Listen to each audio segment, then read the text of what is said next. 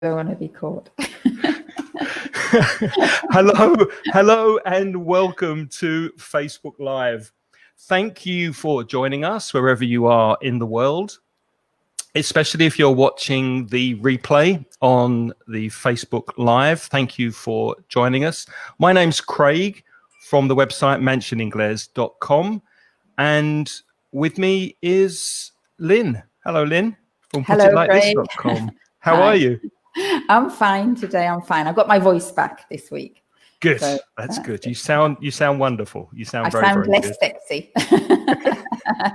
But you sound more Lynne, which is okay. Nice. More Lynne. Okay, well, this week we're talking about film vocabulary. And the idea is we will show you some vocabulary that you may or may not know connected to films and movies, and then move in to give you some recommendations for films and TV series that could help you with your English. And there will be an opportunity later in the broadcast for you to come on in with us and tell us about your favorite films and TV series. So do we have anyone with us yet, Lynne? I can't see anybody. Is anybody there? Hemma's here. Hi, Hemma. Good to see you again. You're seeing it better. Paula's with us. Now I see. Paula, Tony. And Hi. Tony. Mm-hmm. Okay. Fantastic. Well, we're away. We're good. Mm-hmm. So shall we start with some words then, Lynne? What's the first word? Okay, the first word is script. What is a script? Do you know, Craig? Or were you asking me? I think I know, but why don't you explain it for people who may not know? All right. Well, I think a script is basically it comes from the word manuscript, and manuscript is a very long word. Nobody says manuscript, and basically it's sort of like the when you have a play, for example, a theatrical play, all of the lines of what people say and don't say and what happens, it's all written. Of course, Shakespeare plays are in a written format, and for a movie. There is a script writer, and he basically writes the dialogue and the action scenes and how the movie should progress. So it's sort of like the guidelines for how the movie should go ahead. Who are the characters? Who says what, where, etc. Is that right? Yep, that's perfect. That's what a script is. That's what a script is. Oh, we've got a really nice definition actually from Leslie, who said the information written, which is probably more succinct than what I've said. Yeah. Hi, Yabba. Good to see you again. Welcome. Monica's here from the south of Spain. Hello, Monica. Thanks for joining. Hi. Gemma says guion. Exactly. That's what script is in Spanish. And Pino is with us from the Canary Islands. How beautiful. And Claudia from Mexico. Welcome. Hi. So the next word connected to films, plot. What is a plot? The main events in a book or a film or a play, the things that happen, the story, etc. It's very similar to synopsis. The word synopsis, which I don't have a banner for, is similar to plot, but a synopsis is shorter, isn't it, Lynne? A plot is maybe has more details, I think. I think a plot is how the action unfolds, because we also use the word plot for books. Yeah, when we talk about books, we say what happens, what is the plot? And it's like, what is the story? What happens first? What happens next? How does it all put together? Yeah. So later when we speak later when we talk about the films that we like and maybe not dislike, we will speak a little bit about the plot or the synopsis of the films that we speak about. Yeah, next word. Usually the plot's really important. Yeah, it's a crucial element. Right. The next word is role. Yeah, a role, and a role is basically what the actor plays. There are actors and actresses in a movie, and they play a certain role. They are pretending to be the character in the script, and that is their role. Yeah, would you agree? Absolutely. Don't confuse it with ROLL, which is hacer vueltas, like to roll down a hill. It's the same pronunciation, but different word. That's right. Mm-hmm. Next one. Next one is the soundtrack, banda sonora, which is the music in the film. So the music you hear. Mm-hmm. And many people don't really place a lot of importance on the soundtrack, but it really does manipulate you emotionally, because the music in a film is really important. It reaches your emotions in a way that I think pictures don't. And if you pay attention to the soundtrack in a film, it's surprising how it can lift you up and take you down and make you cry and make you happy and make you laugh. So the soundtrack in a film is really, really important. Banda sonora. Yeah. And that's not language dependent, is it? So if you're a non-native speaker, you can still get carried away with the soundtrack, even if you don't understand what's going on in the movie. Exactly. Yeah. Okay. Next one, actor. Okay. Well, I use the word actor. The actor is the individual who is playing the role in the plot. And actor is usually used for a man.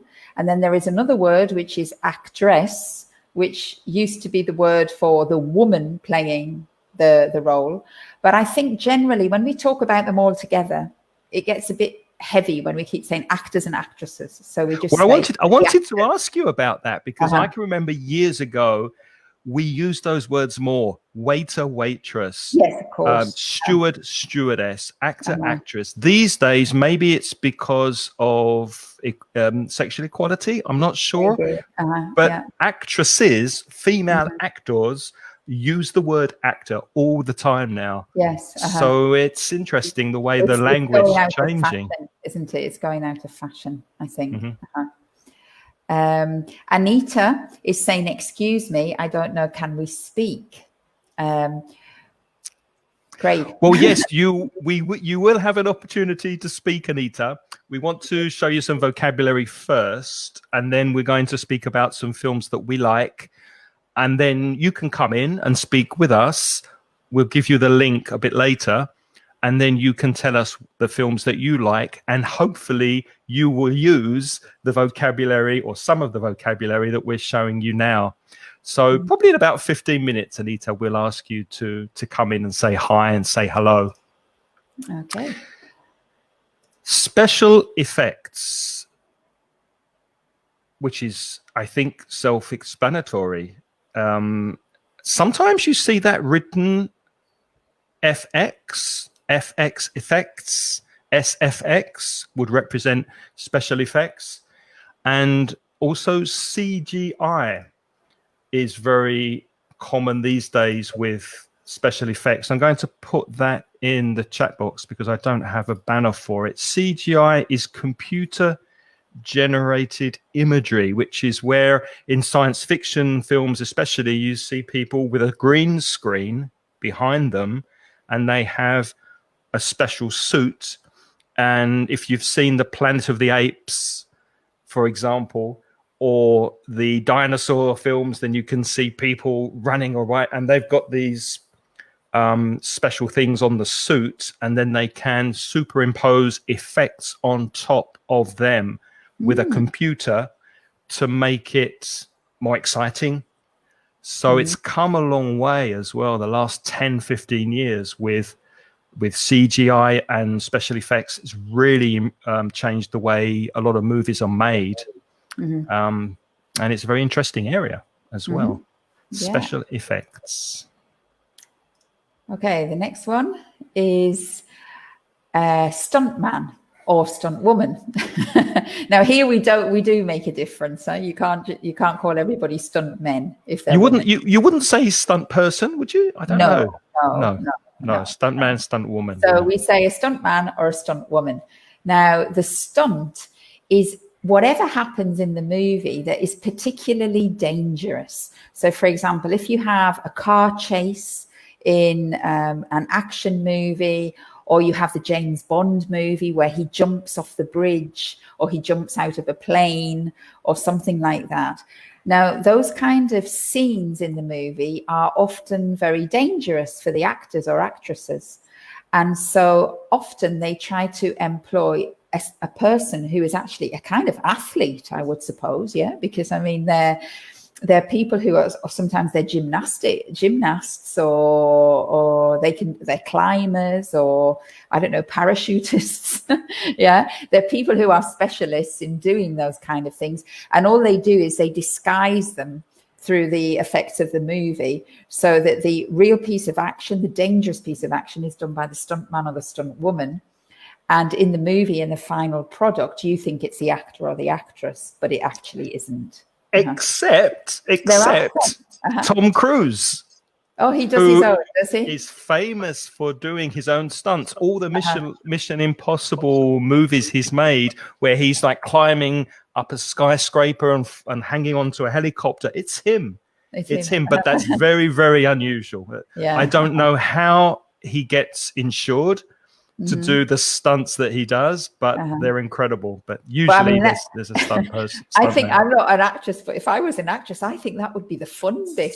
It would be really annoying if you couldn't do the stunts. Leslie's asking, can we say stunt people? It's not common to say stunt person, or you'd say stunt man or stunt men for the plural, and stunt woman and stunt women. Yeah, if there's more than one woman, but it's stunt person. Yeah, it sounds strange to me. It's not common. Maybe you might say the stunt team if you wanted to call the group of people. You could say the stunt team. Yeah, but usually we say stunt man or stunt woman. And I didn't know, but Gemma's telling us it's especialista in Spanish, so I didn't know that. I didn't know that. I think I would have made it up and said estunto or something. Okay. Let's say hi to some new people who've just joined us, Lynne. We've got Olivia from Huelva. Hello. Hello, Olivia. And Tony's joined us. Hello, Tony. Eva from Malaga. Juan Pablo from Argentina. Victor from Mexico. Oh, wow. Mm-hmm. Danielle from the Amazon, Colombia. Wow. That's exciting. Carlos from Barcelona, a little more closer to us than the Amazon. And Mario from Mexico. Hello to everyone. Oh, lovely. Hi. All right, next one. And this word, I think, comes from French, genre. But in English, we'd probably just say genre. And it's the kind of film, the type of film. And examples of genres are romantic comedies, thrillers, westerns. Westerns are vaqueros, I think, in Spanish, with like Clint Eastwood and John Wayne. I'm showing my age. Of course, comedy, cartoon and animation. Documentaries are a different kind of genre.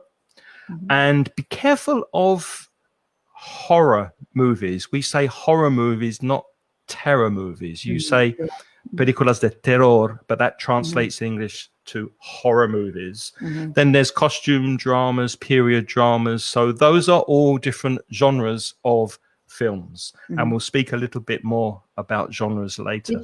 Did you say sci-fi as well? Science fiction? Science fiction, yeah.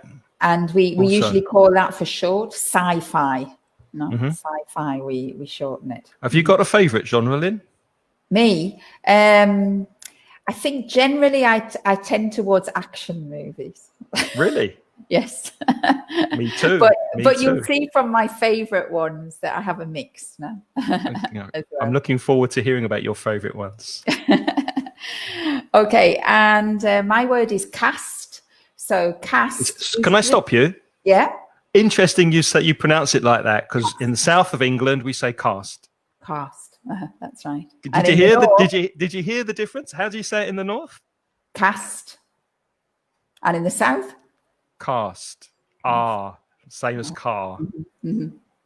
We have lots of words like that too, that people generally from the north, from Scotland, we also say things like bath. And you say? Bath. There you go. There you go. So we have quite a lot of those. Both are acceptable pronunciations. Right. So cast. The cast is basically the team of actors. We talked about teams of stunt, the stunt team, and the team of actors, the people who play in the entire film. They are the cast. Yeah. Olivia's saying, I love terror films. Better to say horror films. Remember, the translation of terror into English when you speak about genre, Olivia, is horror. So Olivia likes horror films. Mm-hmm. So that was cast. Mm-hmm. Now, extra. What's an extra? Well, an extra is uno más, like it's like just in case, por si acaso. In movies, the extras are the people, they're not the stars of the film. The people you see usually in the background, for example, a crowd of people. If you remember the film Braveheart, for example, you had Mel Gibson and the main characters, but then you had all the Scottish people ready to go and fight. So all of those hundreds of people behind Mel Gibson were the extras, the extra people. Mm-hmm. In fact, we're going to give more recommendations later, but there's a very good TV series. It's very funny with someone called Ricky Gervais. And I'll put the recommendation in the chat room. It's called Extras, and it stars Ricky Gervais from The Office. And it is about this. It's about a person who is an extra in a film, and it's Ricky Gervais. And it's very, very good. So I definitely recommend it. Have you seen it, Lynne? Yeah, Extras. It's funny. It's funny. Very funny. Leslie, Craig, Leslie is asking, what's the difference in pronunciation between cost and cast? So she's obviously heard my stronger cast, which is a short vowel, and she's asking the difference between cost and cast. Now, if you look at my mouth, you can actually see it, because cost in terms of money is around. It's the O sound, cost. You see my lips go round. And when I was talking about the team of actors, I'm using the ah sound, which is the big open ah sound in cat. So we have cast and we have cost. So there is a difference between the two sounds. Okay. Good question, Leslie. Mm-hmm. And where are we now? Premiere. Premiere. Now, the premiere, like the genre, both of those words come from French. And we try in English, we always try to pronounce these foreign words in the foreign accents. It's not like Spanish, where you pronounce all your foreign words with Spanish pronunciation. In English, we don't do that. We often try to maintain the original pronunciation. So you have English people saying genre. It's an interesting genre, and it's an interesting premiere. And we think we're so cool because we sound French, but I'm sure that the French people say, you do not. Yeah. But a premiere, anyway, I'm sure you recognize it if you're a Spanish speaker, because it's like primero, and it comes from the Latin. And the premiere is the very first screening of the movie. So when the movie comes out and it's shown in usually a very famous movie theater or cinema, then that very first screening is called the premiere, and all of the press go there and they take the pictures of the actors, and that's where all the publicity comes out. And JC Rodriguez and Eva also says the translation correctly is estreno. Estreno, sorry. Estreno. Now, but interestingly, with that word, you also have the verb estrenar, cuando se estrena. And if you want to use a verb form, because premiere is a noun, but if you want to use a verb form, we talk about the screening. No? So screen from pantalla, and we make the word screening. So the film is being screened in cinemas across Spain, for example. Okay? Yeah. Also new release. It's a new release. There's a new film that's just been released. I saw advertised on the bus today, but I can't remember now who's in it. So we'll forget that. Next word. Okay. Yes, that was it. Tenant. That's the one. Who's the actor? Who's the actor in that? I can't remember, but I've seen. Remember. Looks really good, actually. Mm-hmm. Anyway, sequel is the sequel of a film continues the story. If you may have noticed that I'm wearing my Rocky Balboa t-shirt in honor of today's Facebook Live on films. So there was Rocky 1, the first Rocky film with Sylvester Stallone, and then there was Rocky 2. Well, Rocky 2 was the sequel. It came after, and it continued the story of Rocky. And sometimes you get a pre-story film which shows you what happened before the first film. And because pre means before, preview, for example, to see before, it's a prequel. So you have sequel, which comes after, and prequel, which comes before. In fact, some films can be a sequel and a prequel in the same film. If you remember Godfather 2, that had scenes of what happened before the first Godfather film when Robert De Niro just came to America. And it also showed you the continuation of the family after, mixed in the same film. But usually you get a sequel, an extra, an additional film to the story. Ava Maria has put up the word saga as well. So like saga is like a group of those films, because there are movies. Some movies just have 1 and 2, yeah, or 1, 2, and 3. But some of them, there's many, many, many. Like, for example, Star Wars. And I lose myself in Star Wars. I don't know which is the prequel, the sequel, because they all came in different orders just to confuse us. So, but if you're a hardened Star Wars fan, you'll hate me for saying that. Well, I am, but I don't hate you for saying that, because I know it's not everybody's cup of tea. Not everybody's into Star Wars. Yeah. So anyway, that's sequel. All right.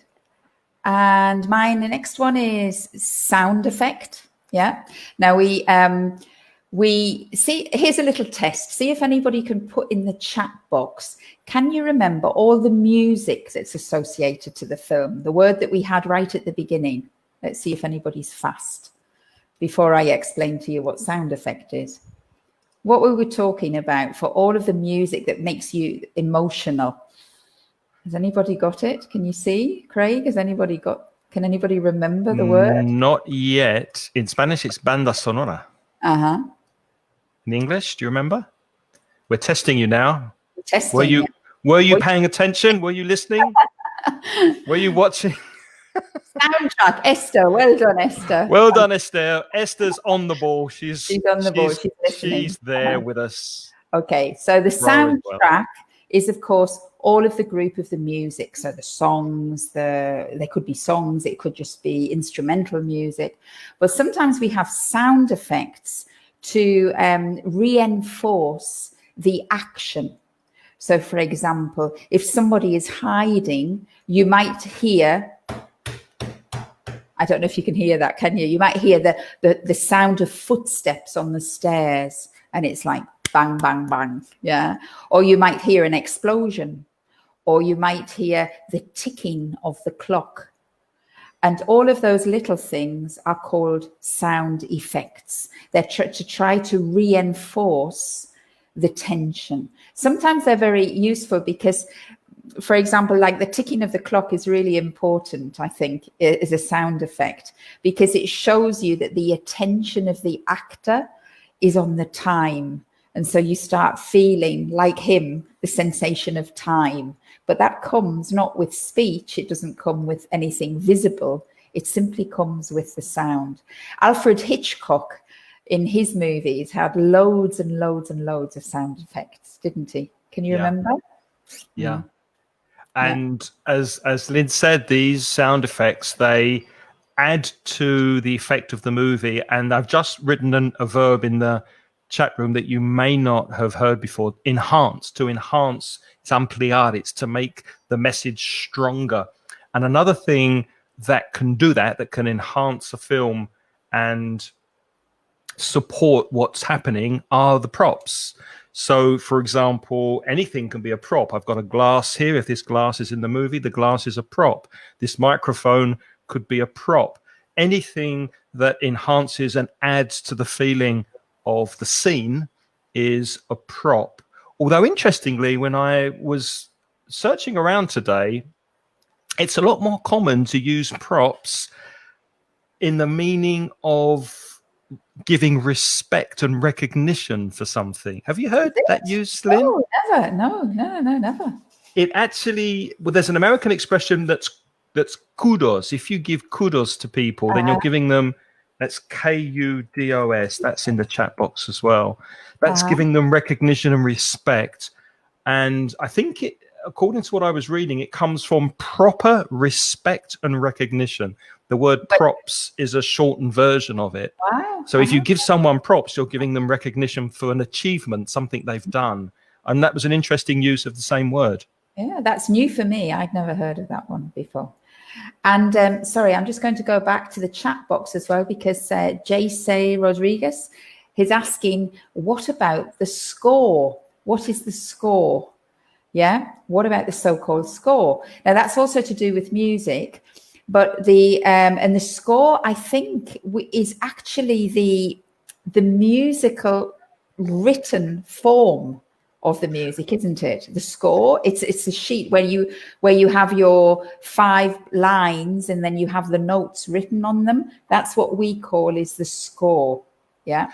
But also, I think if you think possibly the recorded version, it's like a tape or a disc or a digital form, is the soundtrack.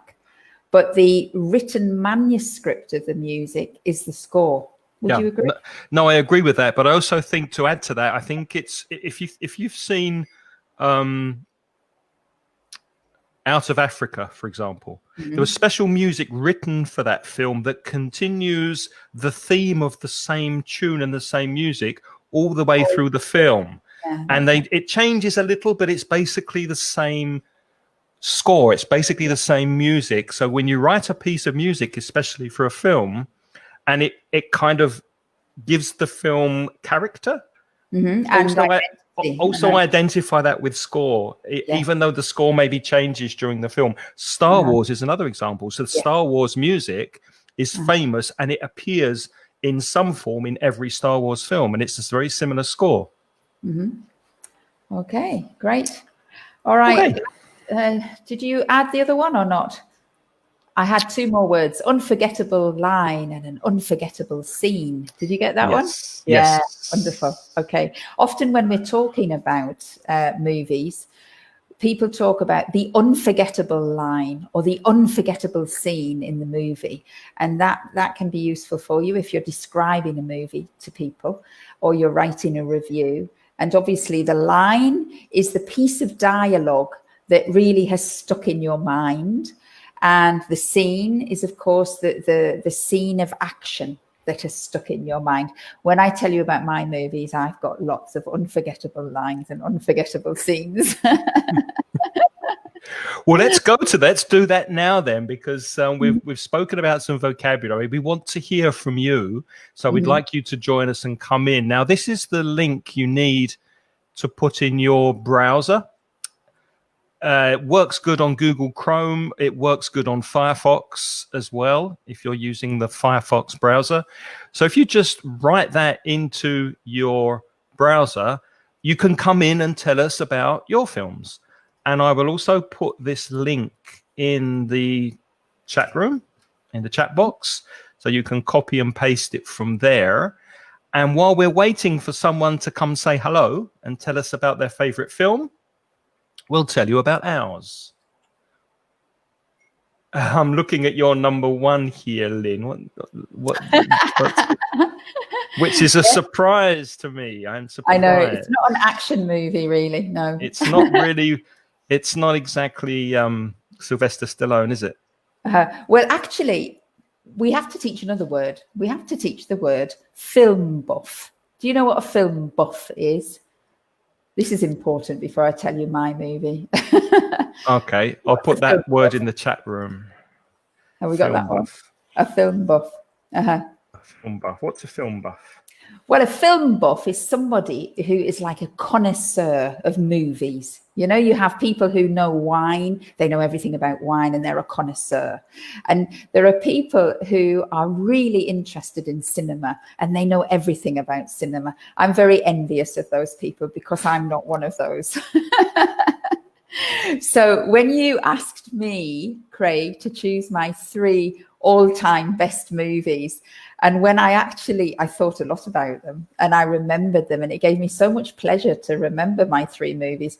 But I thought when I had chosen them, I thought, I am definitely not a film buff. Well, okay, well, let the audience decide. So the first one you've got here my is... first one is The Sound of Music. Right now, The Sound of Music, I will never forget. It was one of the first movies I ever saw in a cinema that I can remember, because The Sound of Music, I did get some little facts out because I didn't know this. The Sound of Music came out in 1965. I was 1 year old when the Sound of Music came out, and my parents, probably not when I was 1 year old. It must have been when maybe 3 or 4 years later, because of course in those days movies were often repeated at the cinemas several years later.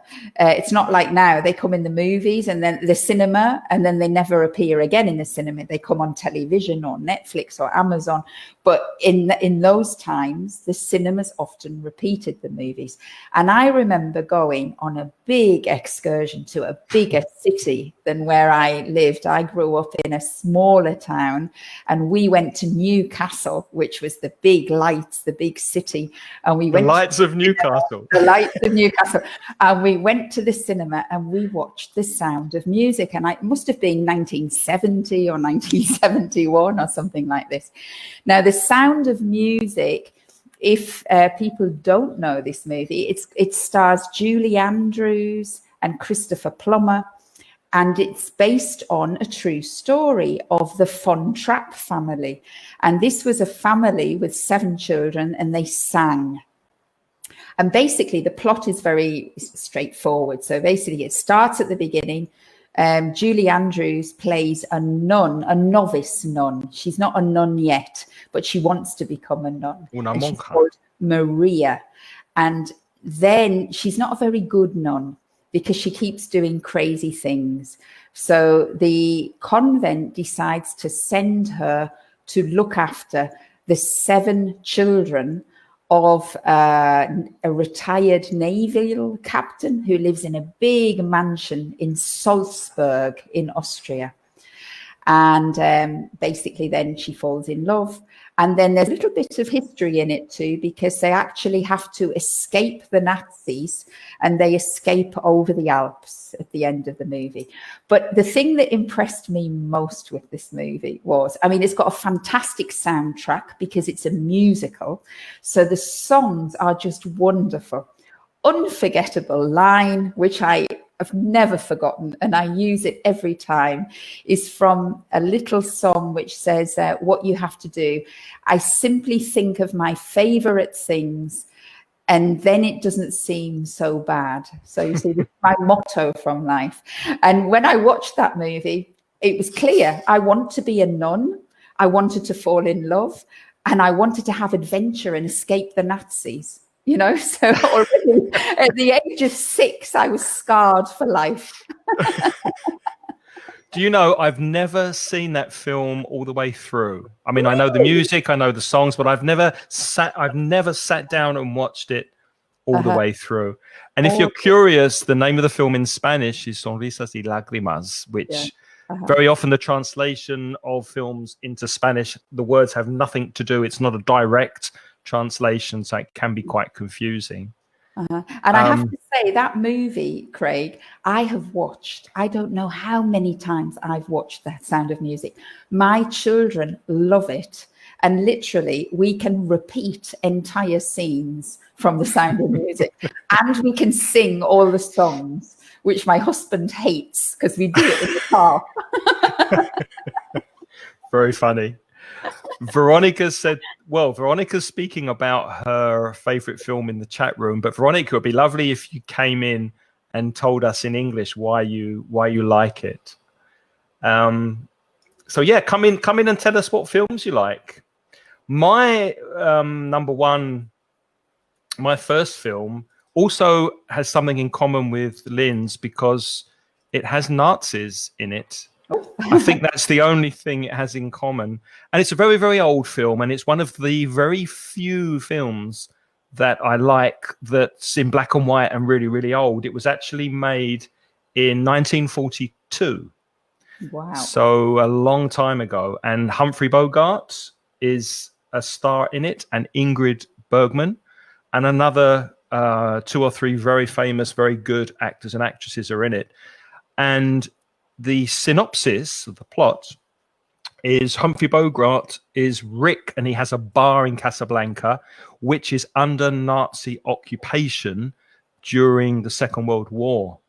And one thing I like about the film is that when you see Rick in the beginning, he's a very smooth, very kind of cool person who seems to only care about himself. He seems very selfish. He's got this bar, he's got this business, and he insists he's only there to make money and to live a quiet life. And he has to play the Nazis and the French, and he's kind of in the middle. And suddenly, someone arrives in Casablanca, Ingrid Bergman, who used to be Humphrey Bogart's lover, and she arrives with a man who she is together with. I think they're married, and he is fighting the Nazi in the resistance. And he needs an exit visa to leave Casablanca because the Nazis are looking for him. So the whole idea of the film is, will Rick help this man who's with a woman that he's still in love with? And then the final scene, I won't tell you what happens, but they're at the airport and there's a plane that's going to leave. And will Rick allow his ex-lover and the husband to leave on the plane? Because obviously Ingrid Bergman and Humphrey Bogart still love each other.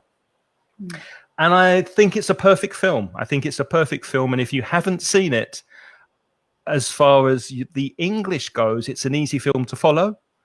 In those days, the scenes don't go very quickly, so you have time to follow the plot and see what's happening. And it's one of the few films that really stands up all these years. And if something stands up after time, that means it's just as good today as it was all those years ago. Now, that was a real review from a film buff. Do you think so? Yes, you've got street credibility for choosing Casablanca.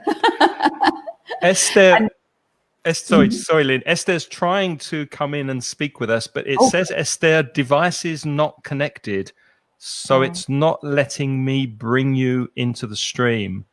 It says, oh, yeah, you know what, Esther? You have to connect your microphone and your camera before we can bring you in. So what's really important is your microphone. So give permissions to the microphone. And then if you want, you can turn off the camera if you're a little shy. You don't need to be with video, but you do need to accept the permission so that I can bring you in. What's your number 2, Lynne? Oh, I just want to ask you one last thing. Oh, sorry. What is the unforgettable line from Casablanca? Because I know that. There are many. The final line of the film is very memorable. It said, I think this could be the beginning of a beautiful friendship. Claude Rains says that to Humphrey Bogart as they're walking away from the aeroplane. I only know one from Casablanca. There's Claude Rains, who likes to gamble in the casino, and he says, I'm shocked to find there's gambling going on in here. Oh, thank you. And then they give him the winnings. They give him his money. So there are many classic quotes, but you're thinking about the one that wasn't actually said. Was it not? They never said, play it again, Sam. Again, Sam. Did they not? No. They said, play it. You played it for him. You can play it for me. Play it, Sam. But not play it again, Sam. It's a misquote. It's a misquote. Look at that. You see, that just goes, so that's even bigger. An unforgettable line that was never there. Your second choice, Lynn, surprises me because of the contrast with your first choice. No, because I'm not a film buff. Shall we show them what it is? Yeah, go on.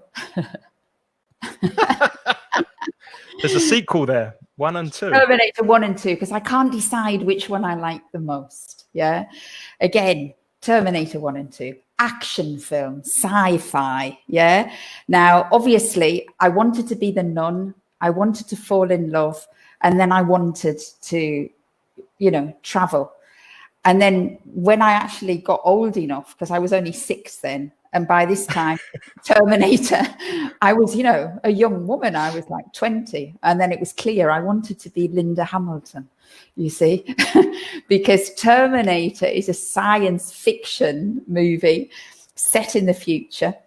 And I actually watched this movie in the 80s. It's from 1984 or something, directed by James Cameron. And basically the plot is there's a robot that is sent back in time to 1984. And his job is to kill a girl called Sarah O'Connor, who was played by Linda Hamilton. Terminator, of course, is the robot. And the Terminator is played by Arnold Schwarzenegger, who later has become he used to be the governor of California, I think, didn't he? Yeah, now he right. became a politician. But basically, the robot's sent back. He's got to kill Sarah. And the reason he has to kill Sarah is that Sarah is going to give birth to a very important resistance leader in the future. Right. So they send a robot back in time to try to kill the resistance leader. When I saw the first one, I was terrified, absolutely terrified. It was, if you watch the movie now, there's not that many special effects. So you think, wow, but I was terrified. And I identified totally with this Sarah O'Connor, who was totally worried and frightened. And then, of course, Terminator 2 comes back and Linda Hamilton has transformed in the second movie, in the sequel. She's transformed into a really hard woman with muscles, and she can do anything. She can do pull-ups. And in the sequel, isn't Schwarzenegger the bad one? Yes, no. In the sequel, in the prequel, Schwarzenegger is the bad one. Okay, and in the sequel, Schwarzenegger comes back as the good one because he's the good model. Yeah. Mm-hmm. And I just loved it. I loved the action. Well, that's what I loved the most, the action. In Terminator 2, the special effects were brilliant. Very, very good. It was a little bit later, Terminator 2, so they had more computer graphics and things. Yeah. And I have an unforgettable line, which was said, a real one, which is the Spanish people, when I've told them that, they say, that's not Spanish. In Terminator 2, right at the end, he says, hasta la vista, baby. And Spanish people always tell me, nobody says hasta la vista. Is that true? I don't know. But I've heard it before. I haven't heard it together with baby, but I have heard hasta la vista. It's a classic thing. And my unforgettable scene from the Terminator movies has to be in Terminator 2, where Sarah, it's at the beginning of the movie, more or less, and she's actually been locked into a mental institution. But she has transformed and she's pretending to be mental, but she isn't. She's planning to get out. And then there's this scene where she tips her bed up and she starts doing pull-ups. Do you know what pull-ups are? Where you take all your weight. She makes it look so easy, And that's been my dream. So I gave up Julie Andrews and wanting to become a nun, and then I wanted to become Linda Hamilton. Now you want to be a Terminator. It progresses, though. This was still in the 1980s, Now we're in 2020. When you hear my third movie, you'll see how I've matured. Eva says she's never seen Terminator. I think you should. I think there's a hole in your cinematic education, Eva. You really need to see it. Because, and I don't know if you agree, Lynn, I think it's becoming quite a prophecy. I think we're going to see AI, artificial intelligence, and the robots. Maybe they already are taken over. They've pretty much taken over the stock exchange, the Borsa. That we rely on technology for that. And there are so many areas of life that we rely on technology. And when it gets to the point where it's learning faster than we can control it, if it falls into the wrong hands, we could have a Terminator scenario, and then Lynne will have to kill the machines for us. Yes, I have to start practicing because I've still never managed to do a pull-up. But okay, my second one. We haven't had anybody come in and say hello. Don't be shy. Tell us about your film. We'd love to chat with you. My second choice. Sorry, Lynne, did you want to say something? I was just going to say as well that we're also going to provide people with a Padlet wall afterwards. So if you're a bit shy about coming in on the live feed, you can tell us on another way, which we'll tell you later in the program. But it's very important, I think, when you learn this vocabulary, it is important that you try to practice it, because it's nice that you hear us speaking, but really, if you want to learn English, you need to say it. Yeah. If you don't use it, you lose it. Exactly. You must use it, not to lose it. The Big Lebowski, El Gran Lebowski in Spanish, is one of my favorite comedies. I can watch that film many times over and always find something entertaining about it. It's a Coen brothers film, and the Coen brothers are two wonderful writers and directors that have made some fantastic Oscar-winning films in the past. And it stars Jeff Bridges, who is the dude, and John Goodman, who was in the Flintstones and other movies, Julianne Moore, Steve Buscemi, and many other fantastic actors. It has some classic quotes and classic lines that always make me laugh. And the synopsis is: the dude is a marijuana smoking, vodka drinking hippie who goes bowling with his friends, who are constantly arguing with one another. And for some reason, they mix him up with somebody else, and they break into his apartment, his flat, and they steal his rug. And the whole film is centered around him trying to get compensation and trying to get his rug back. The rug, better maybe tell them what a rug is. What's a rug? Rug is a small carpet. It's something in the middle of a room, moqueta in Spanish. And it's a small carpet, and they deface it. They make a mess on it, and then he wants this money for the rug. And the plot gets a bit more complicated than that, but basically it's the way, the interaction of the actors that I love. The script is very, very well written. It's well directed, and it's become quite a cult movie. A cult movie, CULT. Which is some of the lines in the movies have become very famous quotes, like Casablanca. And I don't know if you've seen it, Lynne? I haven't. I don't think I have. I know the name, but I don't think I've seen it. No. Definitely recommend that film to you. Oh, well, I will try to watch now that, And your last one? Oh, my last one, right? So this is me maturing now. So now you see, showing your maturity. My maturity comes in, and my number 3 on the best movies of all time is Shrek 1 and 2, because I can't decide which one I like best, just like with Terminator. And Shrek, what kind of a movie is Shrek 1 and 2? Well, it's a children's movie. It's an animated movie, so it hasn't got real actors in it, but there are very famous actors who are doing the voiceovers. Voiceovers is the way they are speaking for the animated characters. Have you seen Shrek 1 and 2? I've seen Shrek 1 and I really enjoyed it, but I haven't seen Shrek 2. No, I mean they're fantastic movies, and they again, just like The Sound of Music, they have wonderful soundtrack. But this time, it's not music that's been specifically written for the movie, which was the musical Sound of Music. Shrek 1 and 2 uses lots of pop music, very famous rock and pop songs, and they somehow have discovered to make the lyrics of those original songs fit with exactly the action. And the characters are just amazing.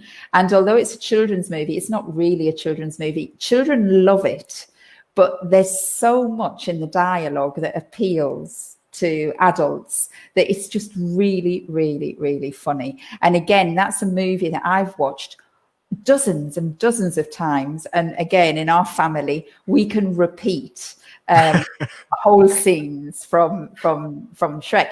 And the thing that I would recommend for all of you is that I think Shrek is a wonderful way to learn English. If you watch the movie with English subtitles, the language is so rich. I definitely recommend that you watch it with English subtitles because some of the dialogue is quite fast. There's a lot of mix of accents in there. So it's very varied with accents. There's British accents, American accents, Northern accents, Southern accents, all sorts of accents. And there's some I actually have used in my language teaching. I often use examples from Shrek because there's some very interesting language in it. Shall I tell you one? Yeah, because he's got a lovely Scottish accent, hasn't he, Shrek? Yeah, Shrek himself is Scottish, yeah. Yeah. So there's a scene in Shrek 2, for those of you who know it, where he's walking. Shrek is a giant. He's an ogre, and it's like a fairy tale. The plot's not really the important thing here. It's the characters, I think. But Shrek is this ogre, which is like a big giant, and he is breaking into, illegally, the fairy godmother's magic factory where she makes all her potions and things. And he's in disguise. But of course, because he's a giant, he's not very well disguised because he's huge. So he's walking through and he's trying to pretend to the other workers that he belongs there. And he takes his cap off and he says to one of the workers, "Working hard or hardly working?" Right? So here's the thing. It's wonderful for English, right? Working hard or hardly working. And of course, we've got hard, working hard, being the adjective, to work hard. And many people, many learners of English, of course, think, the word hardly means something to do with working hard. You have an adjective and an adverb. But of course, that's not true because the adjective hard, the adverb of that adjective is hard as well. It's an irregular one. So you don't add an ly. And the word hardly is actually, it means, it's a different word. It's an adverb of frequency and it means hardly ever. So like apenas in Spanish, like apenas trabajando. So the joke is, are you working hard or are you hardly working? And he's trying to make a joke to try to pass off without being noticed. And it's really good. And do you want to know who I identify with in Shrek? Who am I? Because in the Sound of Music, there's no nuns. There's no nuns in Shrek. So there's no nuns and there's no Terminators. No Linda Hamilton. Well, I don't identify with the Terminator. I identify with Sarah Connor, the Linda Hamilton. And in Shrek, my family, they say I am the donkey because the donkey is the sort of, he's played by Eddie Murphy. Eddie Murphy is a very famous actor. And the donkey is somebody who always gets really enthusiastic and never stops talking. And another famous line is when they tap the donkey on the head and they say, "That'll do, donkey, that'll do." Which is another interesting piece of English because that will do means we have had enough. We have had enough. We don't want you to talk anymore. That's enough. Stop it. You're exaggerating. And of course, everybody in my family, when I talk a lot, they tap me on the head and they say, "That'll do, donkey. That'll do, donkey." JC Rodriguez is saying, what? No Hitchcock, no David Lean, no Kubrick, no Ken Loach, no Frears, no Lee, Mike Lee. Are you really English? Well, we've given you Shrek. What more could you ask for? Your last one then, Craig? Well, I was going to recommend Life of Brian as my last one, but I've changed my mind. And although I don't have a banner for this, I'm going to have number 3 as The Jungle Book. But the original Jungle Book, which goes back to 1967.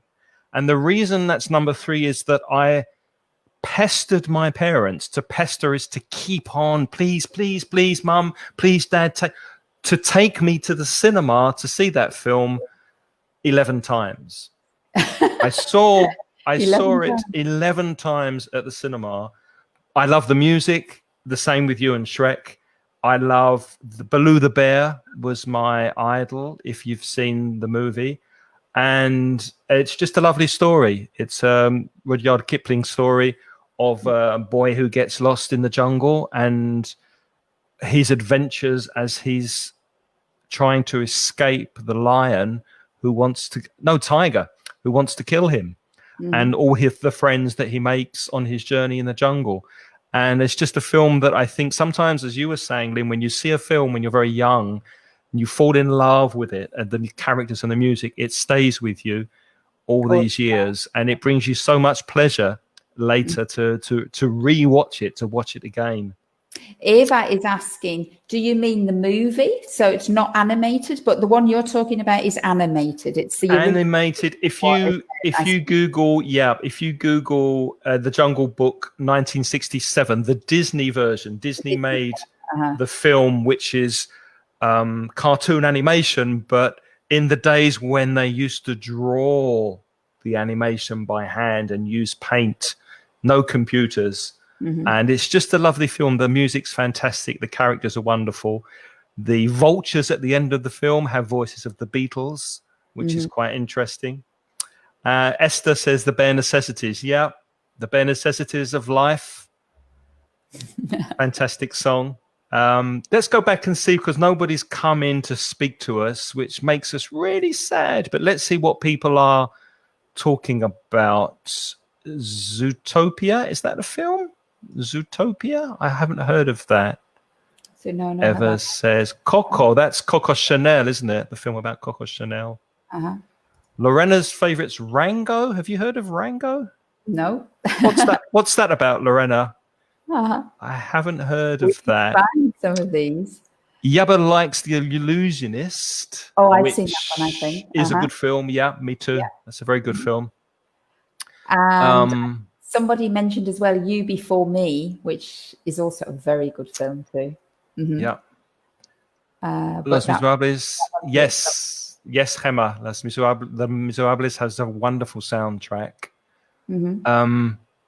Yeah, Eva was asking about the directors of the Big Lebowski, the Coen brothers. That's how you spell it, Coen.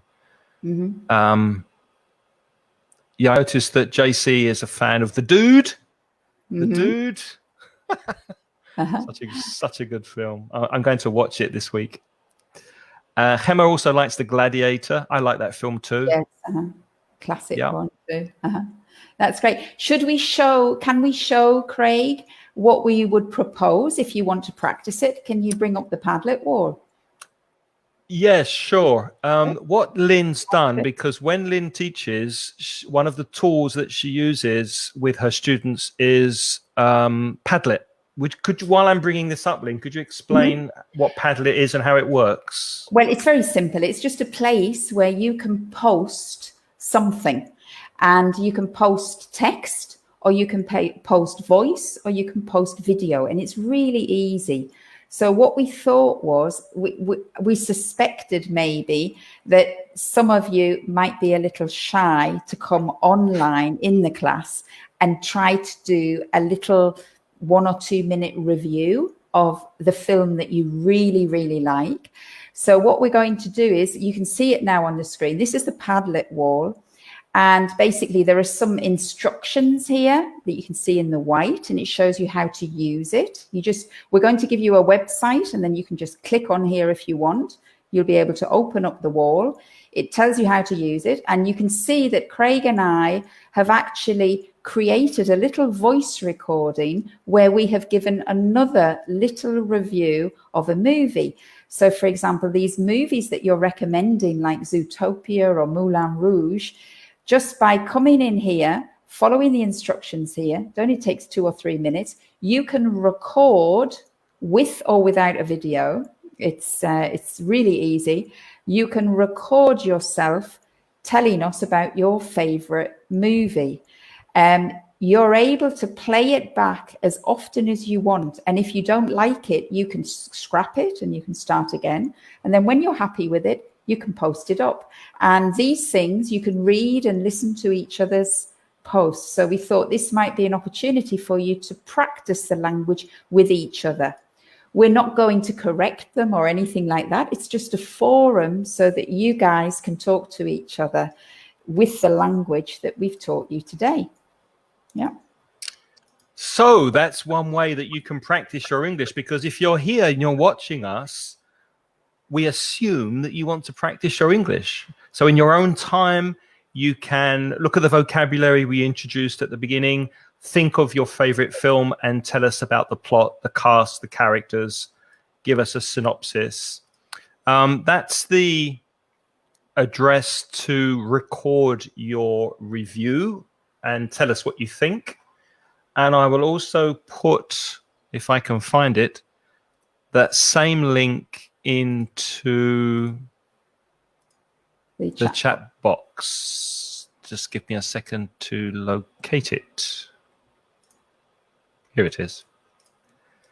Actually, we didn't have time today, Lynne, to speak about TV series, and my example review is of a TV series. So maybe another time, another day, we could do that. We could speak about our favorite TV series and give recommendations if you want to improve your listening. Yeah, because many people now watch series. They don't watch movies anymore. I think we're all getting quite addicted to series now. Mm. I'm watching Homeland at the moment, enjoying it very much. Series 7. Okay. Yeah. Oh, wow. Uh-huh. Okay. That's it. Thank you for Moulin Rouge. Gemma's just remembered Moulin Rouge. Yeah. Fantastic soundtrack. That's right. Okay. Yep. So please do that. That's your homework. We know you want to practice your English. So go and put that on the Padlet wall. And if you're in, sorry. And listen to each other's, because we can get recommendations. You said you're watching a series. I listened to your recommendation that you put on Padlet, and we have started to watch the series you recommended last night. We're on episode 2. Yeah. So it's a good way to learn about others. Good movies. Exactly. Yeah. Okay, well, we're going to say goodbye. We're going to go and have dinner here in Spain. It's 9 o'clock. So thank you very much for watching. And before we go, to remind you that Lynne's website is Put It Like This. And if you're interested in private students, Lynne, do you want to speak a little bit about your website? I offer online courses to try to help you express the real you in English. So if you're interested in online courses, then you can access my website and you'll find out a little bit more about what I do. Okay. Thank you. And of course, mansioningles.com is where you can find free material to improve your level of English. We have courses and audio and lots of material there. So go over there and check out what's on offer at mansioningles.com. We'll see you again soon. Thanks for being with us and stay safe. Have a good evening. All right. Bye-bye. Bye.